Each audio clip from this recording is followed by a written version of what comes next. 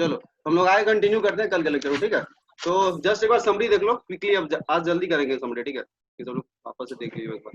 Just देखे थे हम लोग की मतलब सबसे स्टार्टिंग में कि सर्कुलर वेरिएबल्स में कुछ नया वेरिएबल्स हम इंट्रोड्यूस किए हैं जो एंगुलर वेरिएबल्स का रहता है, जो सिमिलर टू लीनियर वेरिएबल का एक्सटेंशन है। देख सकते हो यहाँ पोजीशन वेक्टर का एंगुलर पोजीशन, वेलोसिटी का एंगुलर वेलोसिटी और एक्सीलरेशन का एंगुलर एक्सीलरेशन। क्लियर है सब लोगों को, ठीक है। चलो इसका हम लोग आए थे kinematics of circular motion. Obviously जब भी किसी मोशन को पढ़ रहे हैं, किसी भी तरह का मोशन हो, तो मैं काइनेमेटिक्स सबसे पहला काम होता है काइनेमेटिक्स उसका एक्सप्लेन करना। तो यहाँ पे भी हम लोग वही किए थे, पोजीशन वेक्टर डिफाइन किए थे सर्कुलर मोशन में, फिर उसका डिफरेंशिएशन वेलोसिटी, उसका डिफरेंशिएशन एक्सीलरेशन। तो पोजीशन वेक्टर हम लोग जानते हैं पहले से ही एक्स आई कैप प्लस वाई जे कैप होता है। और चूंकि ये सर्कुलर मोशन है, हम लोग एंगुलर वेरिएबल इंट्रोड्यूस करते हैं, तो मोस्टली हम लोग काम एंगुलर वेरिएबल के टर्म्स में ही करते हैं, थीटा वगैरह के टर्म्स में। तो वही हम लोग बेसिक ज्योमेट्री लगाए थे ट्री को, और आर कॉस आर साइन में कन्वर्ट कर दिए, फिर उसका डिफरेंशिएशन किए थे, तो अपना आया था velocity in circular motion vector form. इसका मैग्नीट्यूड निकाले थे तो r टाइम्स ओमेगा, 9th वाला है, नोन है तुम लोगों का ये, v equal to r omega. फिर डिफरेंशिएट किए थे तो फाइनली अपना एक्सीलरेशन आया था ऐसा कुछ, वेलोसिटी का डिफरेंशिएशन। तो ये वाला जो देख रहे हो दोनों यूनिट वेक्टर्स है, ये वाला यूनिट वेक्टर ही है और ये वाला भी तुम्हारा यूनिट वेक्टर ही है, दोनों म्यूचुअली परपेंडिकुलर है। ये वाला रेडियली आउटवर्ड यूनिट वेक्टर है और ये वाला तुम्हारा टेंजेंशियल यूनिट वेक्टर है। इसलिए बोलते थे ये वाला जो एक्सीलरेशन का कंपोनेंट ओमेगा स्क्वायर वो रेडियस के अलॉन्ग काम करता है। चूंकि यहाँ माइनस है इसलिए रेडियली आउटवर्ड ना होकर रेडियली इनवर्ड काम करता है। रेडियली इनवर्ड एक्सीलरेशन होता है ओमेगा स्क्वायर आर, जो सेंट्रीपिटल एक्सीलरेशन कहलाता है। दूसरा कंपोनेंट है R D omega by D T, इसको तुम आर अल्फा भी बोल सकते हो, क्योंकि D omega by D T alpha होता है एंगुलर एक्सीलरेशन। वो लगता है तुम्हारा टेंजेंशियल डायरेक्शन में, लगता है टेंजेंशियल डायरेक्शन में। अब वो अगर टेंजेंशियल डायरेक्शन में है, टेंजेंशियल डायरेक्शन में जस्ट वापस से बता दे, बताया हुआ चीज है वैसे तो। अगर टेंजेंशियल डायरेक्शन मान लो तुम्हारा वेलोसिटी इधर है, वेलोसिटी इधर है, तुम्हारा वेलोसिटी इधर, इस टेंजेंट के अलग मान लो टेंजेंशियल अगर इसके अपोजिट हुआ, अगर इसके अपोजिट हुआ तो वेलोसिटी का मैग्नीट्यूड क्या होगा? डिक्रीज होगा। अगर इसी की तरफ है तो बढ़ेगा। ऑब्वियसली जस्ट रिपीट कर दिया, जस्ट रिपीट कर दिया। चलो ठीक है, फिर हम लोग आगे आए थे तो दोनों का डायरेक्शन हम लोग देख लिए थे। फिर आए थे हम लोग बात किए थे कि special case uniform circular motion. अगर यूनिफॉर्म सर्कुलर मोशन है तो मैग्नीट्यूड ऑफ वेलोसिटी यानी स्पीड जो है पार्टिकल का वो चेंज नहीं होता। इसीलिए टेंजेंशियल एक्सीलरेशन जिसका काम होता है स्पीड को चेंज करना, और तुम जानते हो यूनिफॉर्म सर्कुलर मोशन में स्पीड चेंज नहीं होने वाला, इसीलिए एक्सीलरेशन का वह कंपोनेंट जो टेंजेंट के अलॉन्ग है, जिसका काम है स्पीड को चेंज करना, वह एक्सीलरेशन नहीं होता है यूनिफॉर्म सर्कुलर मोशन में, जो तुम लोग 9th में मोस्टली कंसीडर करते थे। इसलिए 9th में तुम लोग सिर्फ इसी एक्सीलरेशन पे काम करते तो ओमेगा स्क्वायर आते, तो यूनिफॉर्म सर्कुलर मोशन ही लेके चलते। चलो तो तुम्हारा ये हो गया कल वाला, ठीक है। थोड़ा सा और बचा हुआ है शायद कल का, नीचे देख लेते हैं। चलो तो ये हो गया तुम्हारा। फिर हम लोग आए थे क्वेश्चन सिंपल सा, फंक्शन दिए हुआ तुमको, स्पीड का फंक्शन दिया हुआ टाइम के साथ, और पूछा गया सेंट्रीपिटल और टेंजेंशियल निकालो। तो टेंजेंशियल तो सिंपल डिफरेंशिएशन हो जाता है उसी का, v का, और फिर v इक्वल टू ओमेगा लाख ओमेगा निकाले थे। फिर एक्सीलरेशन निकालना था कौन सा? रेडियल, जो तुम्हारा सेंट्रीपिटल भी कहलाता है। इसको तुम अगर चाहो तो ar को ac भी कर सकते हो, कोई दिक्कत नहीं। सेंट्रीपिटल एक्सीलरेशन और सिंपल यहाँ पुट कर दिए तो ओमेगा और r पुट कर दिए थे। तो अपना नेट एक्सीलरेशन फिर निकालना था, तो चूंकि दोनों 90 पे काम करता है तो root under AT square plus AR square, किसी पार्टिकुलर टाइम पे तुमसे पूछा जाए फाइनल आंसर में t का वैल्यू पुट कर दो। चलो ये क्वेश्चन कर लिए थे, बेसिक क्वेश्चन था। काइनेमेटिक्स अपना यहाँ पे फिनिश हो चुका था और उसके बाद हम डायनामिक्स पाए थे। ऑब्वियसली डायनामिक्स अपना पीछे वाला ही चीज है जो एनएलएम फ्रिक्शन तुम लोग किए हो। F इक्वल टू में अप्लाई करना सर्कुलर मोशन, इसमें हम बताए थे तुम लोगों को। F इक्वल टू में हम लोग प्रेफर करते हैं रेडियल और टेंजेंशियल में लगाना, मतलब हम लोग कोशिश करते हैं कि जो F इक्वल टू में है वो एक बार इसके अलॉन्ग लगाएं, रेडियस के अलॉन्ग, और एक बार लगाएं इसके परपेंडिकुलर टेंजेंट के। F इक्वल टू क्यों? क्योंकि हमें इस रेडियस के अलॉन्ग एक्सीलरेशन पता है। जब हम F इक्वल टू में लगाएंगे तो हमें एक्सीलरेशन के लिए कहीं जाना नहीं पड़ेगा किसी के पास पूछने के लिए, इसीलिए हम लोग कोशिश करते हैं इसी के अलॉन्ग लगाएं। अब ऐसे तो मन है तो तुम कोई भी म्यूचुअली परपेंडिकुलर में लगाओगे आंसर सेम आएगा, बट मेहनत करना पड़ेगा थोड़ा सा। ओमेगा स्क्वायर और इधर का एक्सीलरेशन तुम जानते ही हो, r d omega by dt होता है, तो लगाना आसान होता है। और यूनिफॉर्म सर्कुलर मोशन अगर हो गया फिर तो तुमको इस डायरेक्शन में भी नहीं सोचना है, क्योंकि इस डायरेक्शन में एक्सीलरेशन नहीं होता। नॉन यूनिफॉर्म होगा तभी तुमको टेंजेंशियल में करना भी पड़ेगा, यूनिफॉर्म में तो तुम जानते हो कि टेंजेंशियल एक्सीलरेशन 0 होता है, t 0 होता है, इसलिए उसके वैसे भी काम आसान होगा, सिंपल इसके अलोंग लगा दो, मोस्टली यही होने वाला है। कभी कभार तुमको ये वाला डायरेक्शन एनालिसिस करना पड़ेगा। चलो ठीक है, ये हो गया डायनामिक्स का एनालिसिस का। फिर हम लोग इसको जस्ट इलस्ट्रेट करने के लिए 2 एग्जांपल भी लिए थे कि हाँ डायनामिक्स इक्वेशंस को कैसे टैकल करना है, ठीक है, तो वो भी हम लोग ये एग्जांपल लिए थे, देख लो जस्ट एक बार क्विकली, तो फुली समझ में कल आ गया होगा, तुम लोगों को नहीं आया तो डिस्कस कर सकते हो। अभी सबसे पहला केस लिए थे हॉरिजॉन्टल सर्कुलर मोशन, मतलब एक हॉरिजॉन्टल सरफेस पे कोई पार्टिकल किसी r रेडियस के सर्कल में मूव कर रहा और हमें उसके लिए डायनामिक्स लगाना है। अज्यूम करके चलते यूनिफॉर्म सर्कुलर मोशन, यानी एक कांस्टेंट स्पीड v से कोई पार्टिकल हॉरिजॉन्टल प्लेन में सर्कुलर मोशन कर रहा, सर्कुलर मोशन कर रहा, तो हम उसके लिए कैसे लगाएं? तो सिंपल सा कंसेप्ट, तुम इसका एफबीडी बनाओ, कल बोले थे तुम लोगों को, क्योंकि हॉरिजॉन्टल में है, नीचे लगेगा mg, सरफेस पे है तो नॉर्मल भी लगेगा कांटेक्ट में, तो नीचे mg ऊपर नॉर्मल, क्या हॉरिजॉन्टल की तरफ कंपोनेंट आ रहा है mg और नॉर्मल का इस केस में?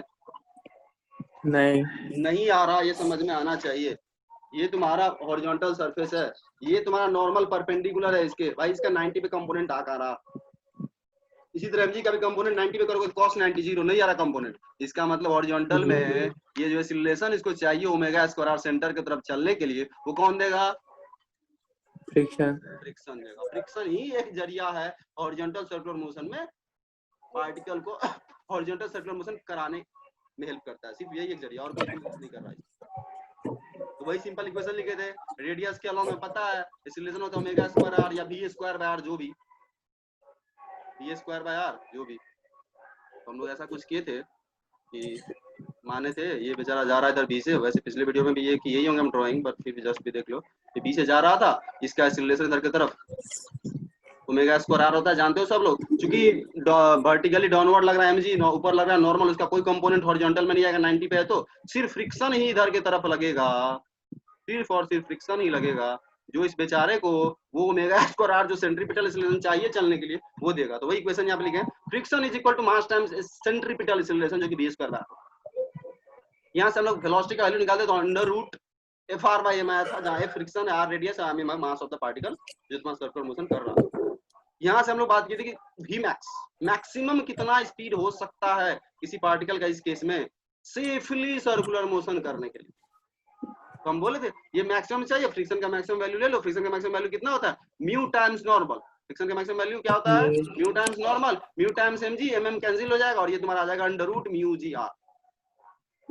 बिना स्किड किए हुए, बिना सेफली अगर तुम्हें सर्कुलर मोशन करना है हॉरिजॉन्टल में, तो तुम्हें इतना स्पीड से चलना पड़ेगा मैक्सिमम, इतना ही से नहीं, हम ये नहीं बोले इतना ही से, इतना या इतने से कम तक से चलोगे तो फ्रिक्शन तुम्हें चला पाएगा, इससे अगर ज्यादा स्पीड अपना कर दोगे तुम फिर फिसल जाओ, root under mu G R से अगर कर दोगे तो फिर फिसल जाओगे, उससे अगर ज्यादा कर दिए तो ये maximum the V max safely circular motion करने के लिए हॉरिजॉन्टल सर्कुलर मोशन। तो यहीं से हालांकि एक और एग्जांपल हम किए थे, तो देख लो, वो भी एग्जांपल देखना है तो वो पूरी समझ में आ गया, वो देख लो, हम एक्सप्लेन ऐसे करेंगे नहीं ये था हॉरिजॉन्टल सर्कुलर मोशन कर रहा था, सिंपल यहाँ थीटा माने थे, पिछला वीडियो देखना, एक्सप्लेन किए अच्छे से, यहाँ वापस से करने कोई मतलब खास है नहीं। यहाँ से हम डायरेक्ट बैंकिंग पे शिफ्ट हो रहे हैं, यहाँ से लिंक करेंगे बैंकिंग को, ठीक है, और फिर हम बैंकिंग पे शिफ्ट होने वाले हैं। तो देखो यहाँ, तो यहाँ देखो, अब यहीं से हम बताए थे कि बैंकिंग हमें लाना क्यों पड़ा, रोड को उठाने की जरूरत, थीटा पे इंक्लाइन करने की क्यों जरूरत पड़ता है, जहाँ पे टर्न होता है, कहीं पे टर्न अगर ले लो, खास करके जहाँ मोर वगैरह होता है, जहाँ पे टर्न आता है रोड पे अचानक से, सर्कुलर टर्न जैसा घूमने वाला हिस्सा टाइप का, ठीक है, वहाँ पे जनरली थोड़ा सा टिल्ट किया जाता है, कुछ एंगल 5 डिग्री 10 डिग्री, बहुत ज्यादा एंगल नहीं लिया जाता, वो भी डिसाइड करना होता है इंजीनियर्स वगैरह को कितना एंगल पे टिल्ट करे, बहुत सारा चीज को कंसिडर करते हुए कल भी बोले थे, ठीक है, हालांकि उसके डिटेल्स हम लोगों को नहीं जाना। तो अब आता है क्वेश्चन कि भाई अभी जो हम ये ले रहे हैं, ये सेंट्रीपिटल एक्सीलरेशन सिर्फ फ्रिक्शन ही दे रहा, सिर्फ फ्रिक्शन ही दे रहा, अगर सिर्फ फ्रिक्शन ही दे रहा, अब हम अगर इससे ज्यादा स्पीड से चलना चाहते हैं सेफली, तो हो पाएगा क्या पॉसिबल? अगर रोड को नहीं उठाते हैं तो नहीं हो पाएगा, नहीं हो पाएगा।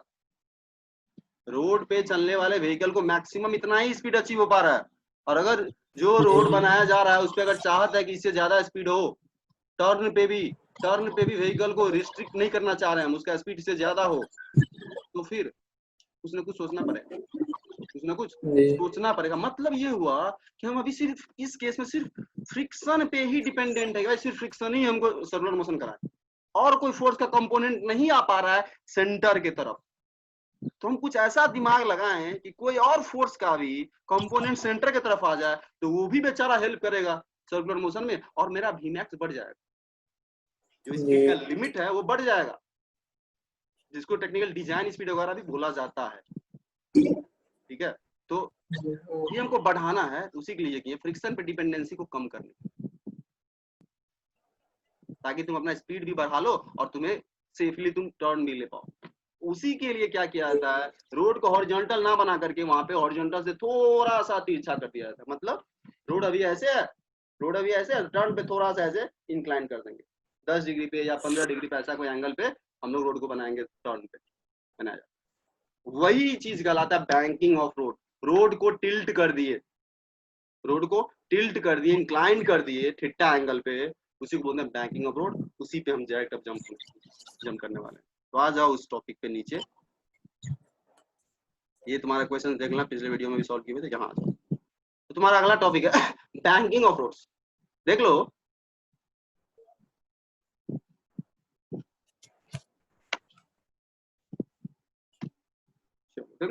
ये तुम्हारा जो हम लोग पिछला केस किए थे, रोड हॉरिजॉन्टल है, हॉरिजॉन्टल रोड, नो टिल्टिंग। इस केस में एमजी और नॉर्मल दोनों वर्टिकल था, कोई कंपोनेंट हॉरिजॉन्टल में नहीं आ रहा था। ज्यों ही रोड को थीटा एंगल पे टिल्ट कर दिए, नॉर्मल हो गया क्या, तिरछा। देख लो नॉर्मल यहाँ पे ड्रॉ भी किया हुआ है। ज्यों ही इसको टिल्ट किए थीटा पे, अब देखो तुम्हारा रोड ये नहीं रहा, अब रोड तुम्हारा कौन सा रहा, ये तुम्हारा जो भी व्हीकल वगैरह वो इस पे मूव करेगा थीटा इंक्लाइन पे, तब उसका नॉर्मल हो जाएगा ऐसे, जो कि ड्रॉ भी किया हुआ है इसमें। देख लो तिरछा नॉर्मल, इसको एक्सटेंड कर देते हैं समझने के लिए। यहाँ पे परपेंडिकुलर होगा, ऑब्वियसली नॉर्मल तो परपेंडिकुलर ही होगा। तब इस नॉर्मल का भी देखो एक कंपोनेंट आ रहा है, ये एंगल थीटा होगा, ज्योमेट्री से देख लेना। देखो इस नॉर्मल का भी एक कंपोनेंट आ रहा है, नॉर्मल साइन थीटा हॉरिजॉन्टल के तरफ। अब क्या फायदा होगा भाई, हॉरिजॉन्टल में फ्रिक्शन भी हमको कुछ कंपोनेंट दे देगा, नॉर्मल ही कंपोनेंट दे देगा, दोनों मिलके चलाएगा, थोड़ा ज्यादा भी स्पीड होगा तो मैनेज हो जाएगा। समझ रहे हो? ये चीज हो गया फायदा।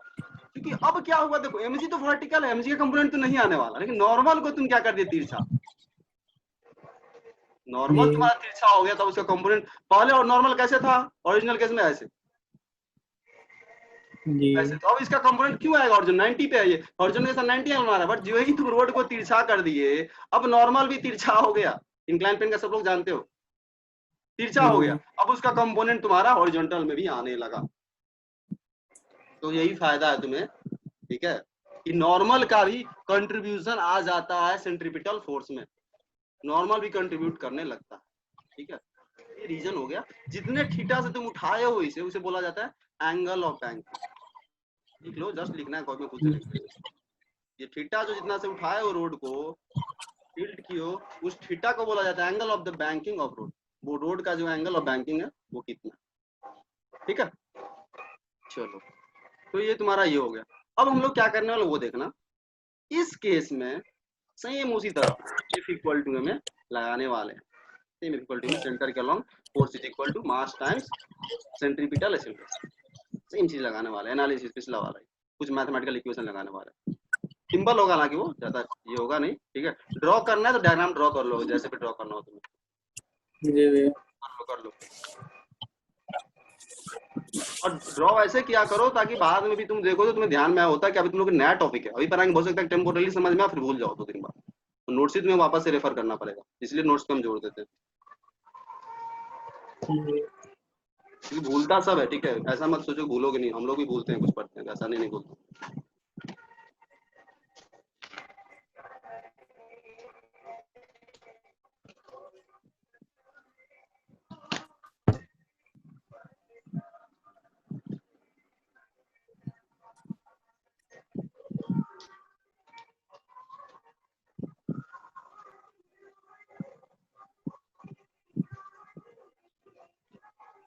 मनीषा सुन पा रही हो?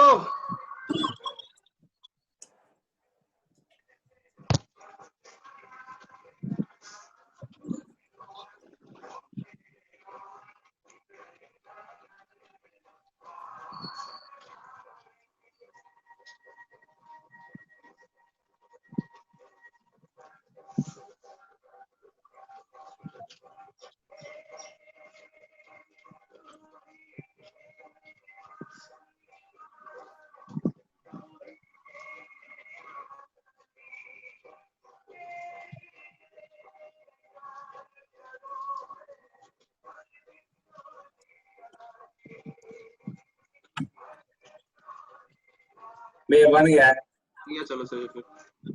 मनीषा बन गया, ड्राइंग कर ली? जी भैया। चलो तो लोग अब आगे बढ़ते हैं। हम बस वो ये फिगल्टी में लगाने वाले हैं, तुम्हारा इसका भी कहानी खत्म हो जाएगा। चलो तो इसके लिए भी हम अलग अलग केस में किया ताकि तुमको फर्स्ट टाइम है तो समझ में अच्छे से आए। चलो तो इसको पहले हम रिमूव कर देते हैं जो भी है नोटेशन। ठीक है चलो।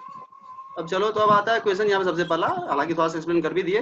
Why do we need banking of road? हम लोग को रोड का बैंकिंग का जरूरत क्यों पड़ता है?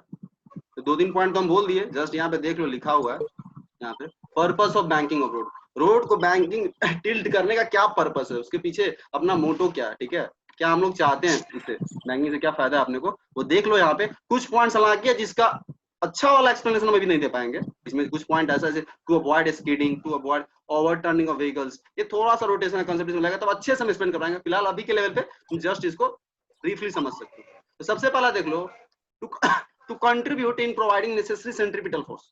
मतलब स्टार्टिंग में जब हम टिल्ट नहीं किए हुए थे तो सिर्फ फ्रिक्शन पे डिपेंडेंट थे, अगर स्पीड उससे ज्यादा हो गया तो सेंट्रीपिटल फोर्स ज्यादा चाहिए, पर फ्रिक्शन का औकात नहीं उतना देने का, तो एक्स्ट्रा कंट्रीब्यूशन कहां से आने वाला है? नॉर्मल के कंपोनेंट से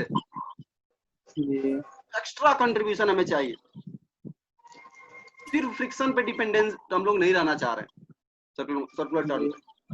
चलो ठीक है, क्योंकि देखो बहुत देखो एक चीज बात है, सिर्फ फ्रिक्शन पे डिपेंडेंट रहना इस सेंस में भी फायदा प्रॉब्लमेटिक है। सोचो तुम अगर मान लो सिर्फ फ्रिक्शन पे रोड को टिल्ट नहीं किया, ठीक है, तुम फ्रिक्शन पे कैलकुलेट किया, देखो ये बता रहे हैं इसका जस्ट मतलब समझने के लिए, क्वेश्चन वगैरह के लिए बहुत ज्यादा इंपॉर्टेंट नहीं है, बट समझो। देखो अगर तुम सिर्फ फ्रिक्शन पे सिर्फ अगर तुम फ्रिक्शन पे डिपेंडेंट रहे, ठीक है, तुम बोले रोड का म्यू इतना इंटू जी इंटू आर इतना, बीमैक्स हम निकाल रहे इतना आ रहा है, जो भी डिजाइन करा रहा है वो सोचेगा अच्छा चलो टिल्ट नहीं करते तो root under mu G R कुछ आ रहा है, सपोज मान लो 20 मीटर पर सेकंड या 10 मीटर पर सेकंड आ रहा है, तो चलो 10 मीटर पर सेकंड तक सेफली फ्रिक्शन झेल सकता है, चला सकता है कोई भी व्हीकल को। बट वो म्यू अपना पॉइंट टू लिया भाई, जब तुम रोड डिजाइन करके चले गए तो रोड का जो स्थिति है वैसे ही रहने वाला है क्या? कभी बारिश हो जाएगा, कभी सरफेस बहुत ज्यादा स्मूथ हो जाएगा, म्यू चेंज होगा, तुम्हें उसको भी तो ध्यान रखना है। तुम अभी का म्यू देख रहे हो रोड को देख करके बहुत अच्छा है ये म्यू, वो म्यू, बट आज से 6 महीने बाद रोड का म्यू होगा क्या होगा वो जानते हो? तुम नहीं जानते हो, उसको भी ध्यान में रखना पड़ता है। फ्रिक्शन पे का भरोसा नहीं है, फ्रिक्शन का भरोसा नहीं है, रोड का सरफेस हिसाब से चेंज होगा, म्यू चेंज होगा। बारिश हो गया बहुत ज्यादा, चिकना हो गया, या कोई तुम्हारे सामने गाड़ी जा रहा है उसे मान लो कोई तेल वगैरह लीक हो रहा है, वो नीचे रोड पे आ गया, वो म्यू चेंज कर देगा। तुम जल्दी में आए, टर्न लिए, ध्यान तुम्हारा नहीं किया, उस पर एक्सीडेंट हो जाएगा, हमारा व्हीकल स्किड हो जाएगा। बट नॉर्मल का गारंटी है, नॉर्मल एमजी कॉस्ट थीटा ही होगा इंक्लाइन पे, नॉर्मल इंक्लाइन पे एमजी कॉस्ट थीटा ही होगा, वो सरफेस के नेचर पर डिपेंड नहीं कर रहा कि म्यू कितना है नहीं है। तो तुम अगर नॉर्मल पे भरोसा करो, ज्यादा भरोसा करना नॉर्मल पे है, नॉर्मल पे भरोसा करना ज्यादा सही।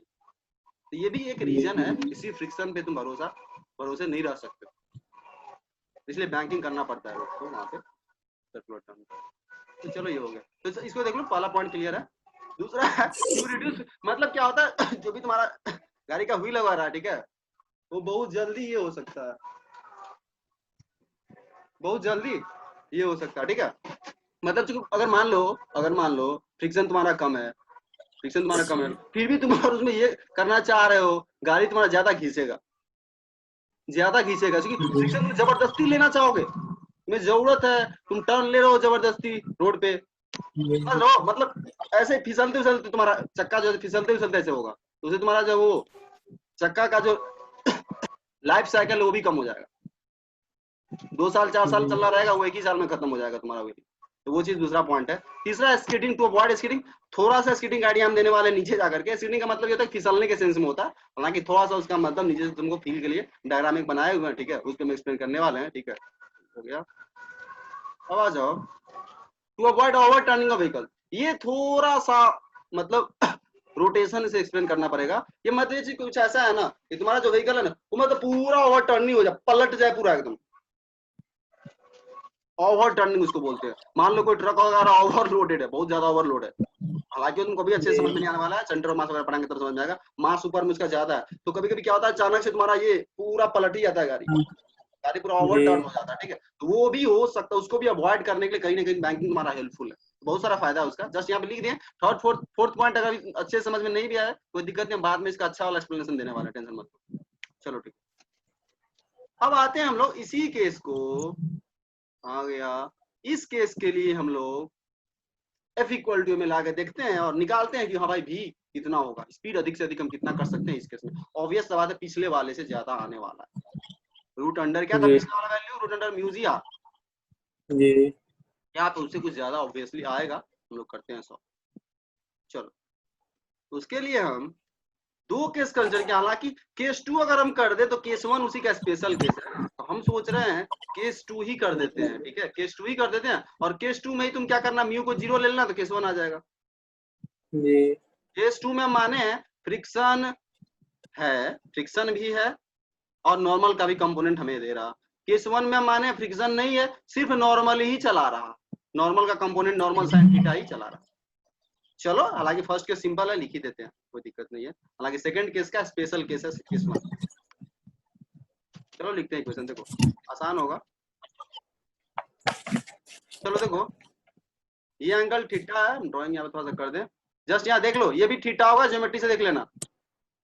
जी तो हम लिख सकते हैं बट अब समझ सकते हो तुम लोग। ये एंगल थीटा होगा, ये अगर थीटा है तो चेक कर लेना। सिंपल हम लिखने वाले हैं, देखो यहाँ वर्टिकल में नॉर्मल कॉस थीटा एमजी को बैलेंस कर रहा होगा।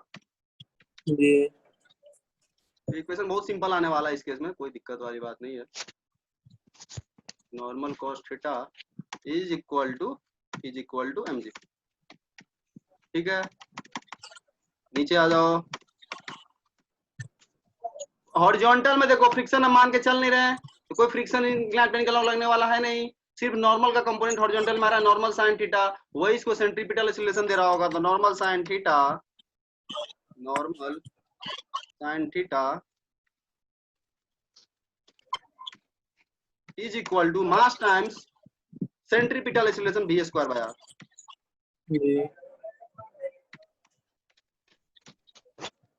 दोनों को सॉल्व करो, निकालो v कितना आ रहा है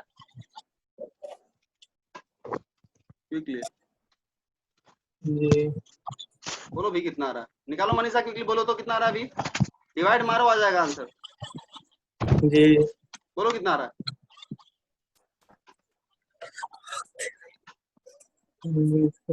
आर बाई एम जी भैया root under tan theta R G. RG okay, इसकी वार्टी आरजी tan थीटा हम कर देते हैं, आरजी tan थीटा। बिल्कुल सही, बिल्कुल सही है। RG tan theta, G R tan theta mostly लिखते हैं। चलो कुछ भी लिखो, कोई दिक्कत नहीं है, जस्ट ऑर्डर। ये तुम्हारा भी आ गया, ये तुम्हारा भी आ गया। इतने स्पीड से तुम्हें चलना पड़ेगा। अब ये ध्यान देना, यहाँ पे तुम अगर इससे कम स्पीड कर दिए तो क्या होगा, स्लीपिंग बराबर ही हो जाएगा। फ्रिक्शन का रेंज होता है, यहाँ फ्रिक्शन नहीं है ना। जी ये कुछ ऐसा हो जाएगा कि तुम चलना चाह रहे हो 5 से और नॉर्मल दे रहा है तुमको 10 का स्पीड, तुम बोलो नहीं हम 5 से चलेंगे, तब गड़बड़ हो जाएगा। लेकिन तुम्हें एग्जैक्टली इतने ही स्पीड से चलना पड़ेगा, सेफली चलना है तो। इसमें रेंज का बात नहीं है, ये समझो इसकी तुम क्या बोलना चाह रहे हैं। फ्रिक्शन वाले केस में क्या था कि तुम आ गया वो यहाँ, तुम इतना या इतना से कम से भी चलो तो कोई दिक्कत नहीं है, इससे कम से भी चलो तो कोई दिक्कत नहीं है। लेकिन यहाँ क्या है, न उससे कम से चलना है, न उससे ज्यादा चलना, उतने से ही चलना है। तो इसको समझो, इसको समझो। ऐसा क्यों बोल रहे हैं, ऐसा इसलिए बोल रहे हैं क्योंकि हम बोल रहे हैं भाई इसमें जो तुम देख रहे हो इस दोनों इक्वेशन में, क्या नॉर्मल ऐसा है जो वैरी करे, नहीं भैया नॉर्मल एमजी कॉस थीटा ही होगा। उसका तो ऐसा नहीं कि रेंज होगा कि भाई वो 0 से लेकर एमजी कॉस तक कुछ भी हो सकता है, फ्रिक्शन जैसा कुछ। नहीं भैया फ्रिक्शन इसीलिए ये क्या बोल रहा है, ये जो निकाल ये बता रहा है कि तुम्हें सेफली ही चलना है तो इतने ही स्पीड से चलो, ना इतने से कम से चलो, ना इतने से ज्यादा ही चलो। और यह सिचुएशन प्रैक्टिकली तुम्हें देखने को नहीं मिलेगा। सोचो क्यों फ्रिक्शन तुम 0 मान रहे हो, यार ऐसा नहीं होता, फ्रिक्शन कुछ ना कुछ होता ही होता है। जी ऐसा जो प्रैक्टिकली बहुत ज्यादा तुम आने वाला नहीं है। इसके तुम करीब जा सकते हो, सरफेस को, रोड को बहुत ज्यादा स्मूथ करो, कितना भी स्मूथ करो कुछ ना कुछ फ्रिक्शन होता है। यानी आइडियली तुम ये केस को अचीव प्रैक्टिकली नहीं कर सकते हो। तो ये जो अजम्पशन है, आइडियल अजम्पशन है, प्रैक्टिकली तुम्हें म्यू इक्वल टू 0 करना बस की बात नहीं है। बहुत कम कर सकते हो, म्यू को क्लोज टू 0 कर सकते हो, पर 0 तो कर नहीं सकते हो क्या। तो ये सिनेरियो मतलब प्रैक्टिकल बहुत ज्यादा है नहीं, ठीक है, जस्ट बताया। चलो ठीक है, हटाओ, इसमें ज्यादा बताना नहीं है कुछ, इसमें है नहीं कुछ बताने। चलो आगे आ जाओ। दूसरा, अब तुम्हारा क्या फ्रिक्शन है, जो कि ऑब्वियस बात फ्रिक्शन होता भी, फ्रिक्शन तुम्हारा होता है। ये जनरल केस है, ये जनरल केस है। इस केस में इक्वेशन लिख रहे हैं क्योंकि टाइम अपने पास 4 मिनट है। चलो इक्वेशन क्विकली लिख देते हैं। चलो देखो इस केस में क्या होगा, डायग्राम देख लो, यहाँ पे डायग्राम भी है, सेम चीज के यहाँ पे बीडी बना हुआ है। तुम हॉरिजॉन्टल में force equal to mass time centripetal acceleration लगा दो, और वर्टिकल में इक्विलिब्रियम लगाओ, सिंपल। तो चलो हम वर्टिकल में लगाते हैं इक्वेशन। सॉरी, इक्वेशन सिंपल आने वाला है, सॉल्व तुम लोग करना है, हम नहीं सॉल्व करने वाले। चलो वर्टिकल में लगाएं तो देखो normal component, normal cos theta is equal to friction, हम लोग ध्यान देना यहाँ पे, जस्ट यहाँ दिखा दें, फ्रिक्शन डाउनवर्ड मान रहे हैं, जस्ट मान रहे हैं, कोई जरूर नहीं डाउनवर्ड नहीं, अपवर्ड भी हो सकता है, निगेटिव एफ ले लेंगे उसके इसमें। कोई एक लेके डेरिवेशन तो कोई एक लेके करोगे ना, नीचे या ऊपर, नीचे लेके कर रहे हैं हम लोग, ठीक है। ऊपर भी लेकर करोगे तो कोई गड़बड़ उससे होने वाला नहीं है। मेरा एफ तुम्हारे माइनस एफ के बराबर हो जाएगा, डायरेक्शन जस्ट अपोजिट है, हम लोग नीचे मान रहे हैं, फ्रिक्शन नीचे, ऐसा हम लोग अज्यूम करके चल रहे हैं इसमें। तो चलो बैलेंस करो, वर्टिकल में अगर हम लोग इक्वेशन लगाएं, बैलेंस करें वर्टिकल में, वर्टिकल में अगर बात करें, बोलो वर्टिकल में क्या आने वाला है, यहाँ से देखो तो normal cos theta is equal to friction का नीचे वाला component f sin theta plus mg। यहाँ तक हो बोली सबको समझ, अब ये सब चीज तुम लोगों को समझ में आना चाहिए, ये सब चीज मत बोलना है, नया चीज है कुछ। Normal cos theta is equal to f sin theta plus, बोलो प्लस, क्विकली बोलो यार तुम लोग, फिर लगता नहीं है कि तुम फॉलो कर पा, इसलिए बोलना है। हॉरिजॉन्टल, चलो सही है, हॉरिजॉन्टल में बोलो क्विकली इक्वेशन। मनीषा तुम बोलो हॉरिजॉन्टल का इक्वेशन क्विकली, टाइम मत लगाओ। हाँ बोलो। मैं n cos थीटा, इन cos थीटा क्या बोल रही हो हॉरिजॉन्टल में, नॉर्मल, अच्छा n बोल रही हो, सॉरी सॉरी, यहाँ देखो ना लिखा हुआ है नॉर्मल sin जी थीटा भैया, प्लस f cos थीटा, पता नहीं तुम बोल रही हो कुछ, हम सुन रहे हैं कुछ, ऐसा लग रहा जी भैया, है। नॉर्मल cos थीटा, सॉरी ना, normal sin theta, sin theta, बिल्कुल सही, plus f cos theta f cos theta, is equal to mass time centripetal acceleration v square by r। जी भैया, बाय r। चलो हो गया, दोनों इक्वेशन को अच्छे से देखो। थोड़ा सा हम ऐसा करते हैं, इसको इधर ला देते हैं सिमेट्रिकल इक्वेशन बनाने के लिए, जस्ट वैसे ही, मतलब समझ रहे हो ना, कुछ कोई ऐसा नहीं, कोई फर्क है, बट जस्ट सिमेट्री के लिए दोनों इक्वेशन तुम्हें एक जैसा लगे, इसलिए देखो यहाँ पे सम के साथ है इक्वेशन, यहाँ पे डिफरेंस के साथ है। देखो नॉर्मल तुम्हारा नॉर्मल नहीं, क्या बोलते हैं, फ्रिक्शन तुम्हारा यहाँ है, फिर तुम्हारा स्पीड यहाँ है, इन दोनों से तुम यहाँ पे एक और चीज ध्यान लिख देते हैं, जस्ट यहाँ फॉर वी मैक्स, और Vmax के लिए क्या करोगे, फ्रिक्शन का औकात ले लोगे, समझ पा रहे हो? जी म्यू टाइम्स एन, बिल्कुल सही, friction is equal to mu times N, और तीनों इक्वेशन को सॉल्व करो, हमें फाइनल आंसर में नॉर्मल नहीं दिखना चाहिए, कहाँ गया, म्यू टाइम्स नॉर्मल, सॉल्व करो और हमें भी निकाल के बताओ, क्विकली तुम लोग भी निकाल के बताओ, निकालो, मीटिंग एंड होने वाला है 1 मिनट में, तब तक हम लिंक जनरेट करेंगे। ये तीनों इक्वेशन लिख लो, फ्रिक्शन का यहाँ पे एफ नहीं लिख रहे हैं, एफ मैक्स एक्चुअली हमें लिखना चाहिए।